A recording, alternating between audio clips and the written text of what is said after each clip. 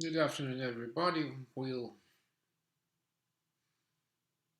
try to reach new information in case of characteristics of criminal responsibility and liability. And the theme of our nowadays lecture or nowadays quiz, because it's very hard to put a full lecture to the internet resources now because of situation where everybody is home, and this home working gave us specific possibilities to limited possibilities to widespread information in the full circle. That's why we'll give a short glimpse on responsibility and liability in criminal law, the ideas of Corpus Delicti, the ideas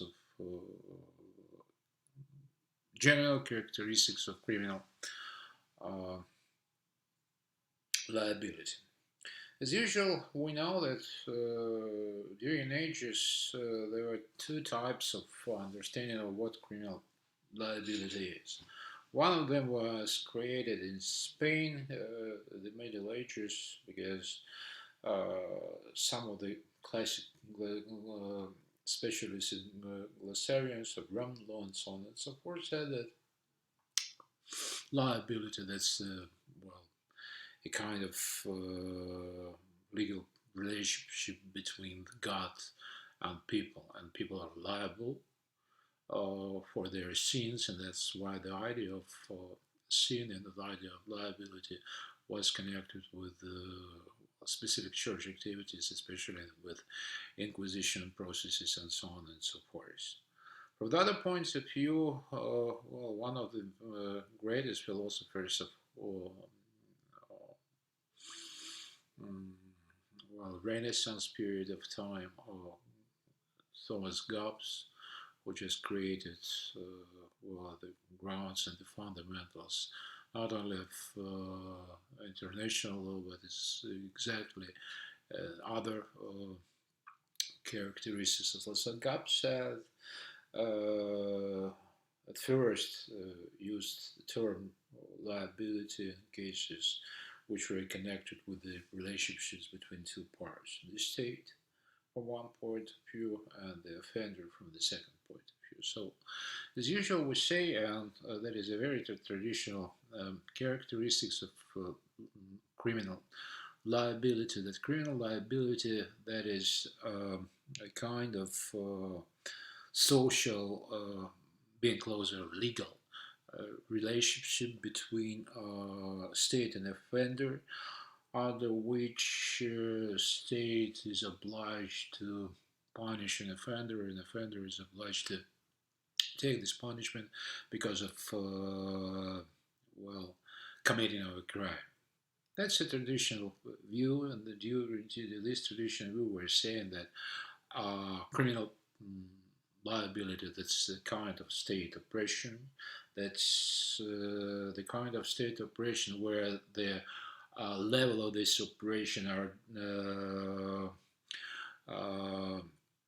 defined only in criminal law or criminal legislation, the hell, that this oppression has to be uh, punitive and to be involuntary without any consent of offender, and that this operation should be connected only when the crime was committed. So these four characteristics of criminal liability are typical one.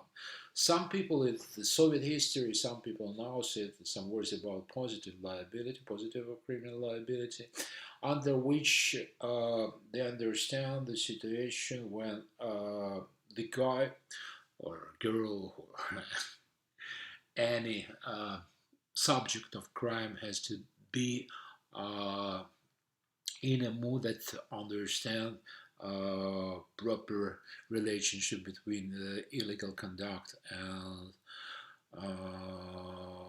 punishment. That's why every guy, or well, every citizen, every legal person, being clearly every subject of crime, has to be well liable for its legal behavior.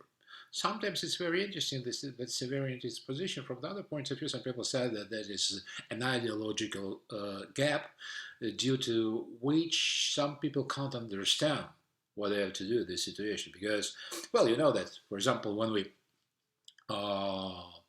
just created a universal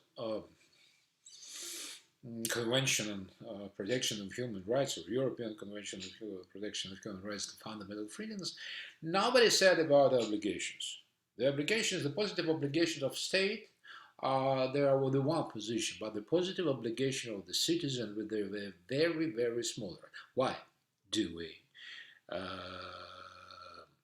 saying anything about the situation with the positive obligation of the citizen, the positive obligation of the people? It's a very simple idea, because these declarations were created after the Second World War, and the problems which were connected with fascist ideology or the communist ideology too, were thrown out, because the obligation of the citizen before the state, it was very, very tight or very specific situation during this period of time. Well, some people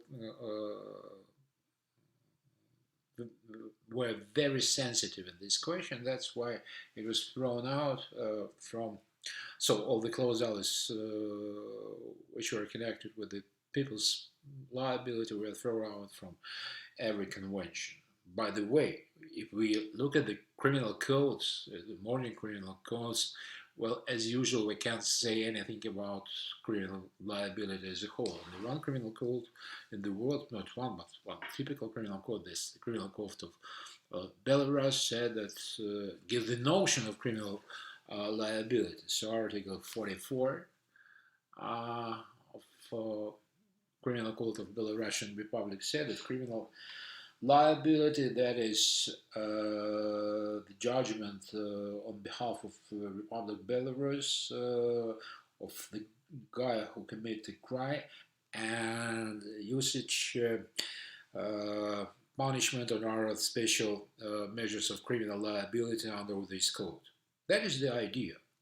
The state is obliged to punish, and the criminal is obliged to receive this punishment, to be involved in it. Is it right or not in this situation, or the situation of nowadays? Yes, from one point of view. From this, the typical point of view, we're saying that the criminal liability is connected with two main elements. One element is criminal, the second element is the state. But from the other point of view, there are so many actors in this situation which are involved in the process of making people liable, which are involved in the process of giving the new glimpse of this relationship. Some people say, and I think that's the most truthful position of nowadays, that the criminal relationship has two kinds of subjects. One of them, that's the main subjects, state and offender, and the second one is auxiliary subjects like victim and third persons. Sometimes we use the term of third persons when we're saying a criminal,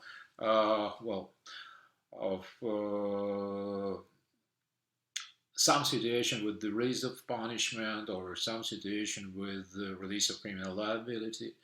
Well, when we're saying about victims, there's the same position. The victim, and we give a separate lecture on the theme of victim in criminal law. So the victim, that's a hidden figure in criminal law of nowadays. Everybody said about it's all about victim, but as usual, we're giving an information or are trying to give any additional information on responsibility of criminal, of legal guarantees of criminal, and so on and so forth. Because Sometimes the state and the state abuse are working in another situation and another criteria. Well, then, regarding the beginning and the end of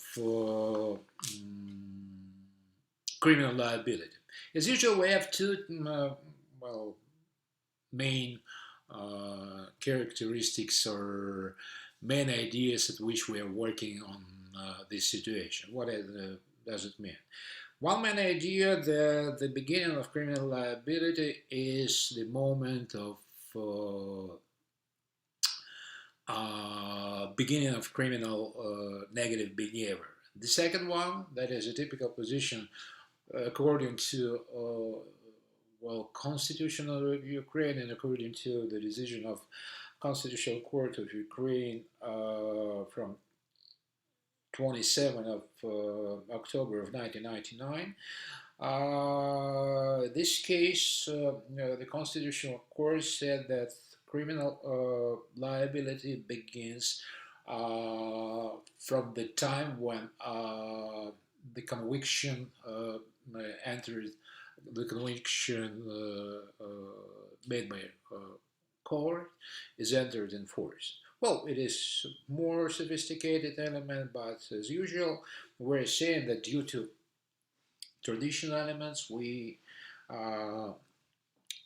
could say about the moment of entering into force of criminal liability, then the moment when we charge a guy, then the moment when we pass a judgment, and after all, the moment when we panel the criminal, and up to the end of specific criminal relationships between the state and the offender. As usual, one could say that